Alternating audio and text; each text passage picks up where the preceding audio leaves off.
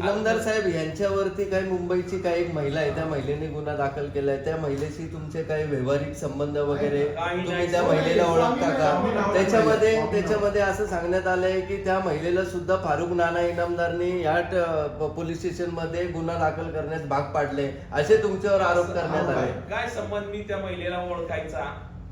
काय संबंध मी महिलेला मुंबईहून घेऊन यायचं? मग फारुख इनामदारच नाव का ह्या प्रत्येक गोष्टीमध्ये येते? काय हे राजकीय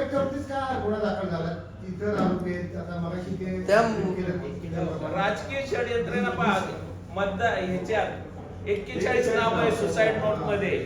नाना आपण आता जसं सांगताय की सुसाईड नोट मध्ये एकूण 41 नावं टाकलेली आहेत. त्या 41 नावामध्ये त्यांनी हातावरती तुमचं नाव लिहिलेलं आहे. काही पोलीस अधिकारी पण आहेत त्याच्यामध्ये, आणि त्यातल्या त्यात डीसीपींचं सुद्धा नाव लिहिले, आणि फक्त त्यातल्या त्यात तुमच्याच नावाचं लष्कर पोलीस स्टेशन मध्ये गुन्हा दाखल झाला.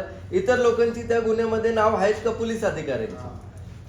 आहेत की, म्हणजे त्या गुन्ह्यात नाव नाहीये पण हातावर नाव आहे पोलीस अधिकारी. पोलिसांनी तसा त्यांच्या मयत आरोपींच्या कुटुंबांनी जी फिर्याद दिलेली आहे त्या फिर्यादीनुसार पोलिसांनी तो गुन्हा त्यांच्या पोलिसांना अधिकाऱ्यांवरती दाखल केलाय का? नाही दाखल केला. मग तुमच्या एकट्यावरच गुन्हा दाखल झालाय आणि तुमच्या मुलावर? हो, हे षडयंत्र आहे. षडयंत्र आहे, राजकीय षडयंत्र आहे. नक्की राजकीय षडयंत्र आहे. हे षडयंत्र कुणी आखलं हे तुम्ही सांगा की. सांगितलं ना मी आता विरोधकांनी. हे तुमचे विरोधक कोण आहे? तुमच्या विरोधकांची नावं काय?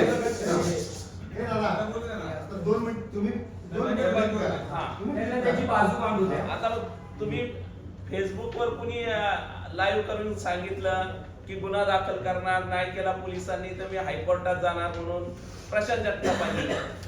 बरोबर आहे का नाही? याच्या व्यतिरिक्त कुणीच नाव घेतलं नाही माझं. ते इथून सांगण्यात येत होतं ना त्यांना डायरेक्शन. आता तुम्ही पहा, मैताच्या नातेवाईकांच्या डोळ्यात एक अश्रू नव्हता. ज्या महिलेचा पती मरतो तिला किती दुःख होतं, ती बाईट देते, ती तिच्या दुःखात असते. मी त्याच्या दुःखात सहभागी आहे, परंतु ते जे त्या महिलेच्या मुलीच्या डोळ्यात एक टिपूस नव्हता अश्रूचा, तुम्ही पाहिलं असेल. परंतु ती महिला बाईट देते, हे करते, ते करते, आणि ते ज्या पद्धतीने तिला फीड केलेला आहे त्या पद्धतीने ती बोलत होते. हा सगळा राजकीय स्टंट आहे.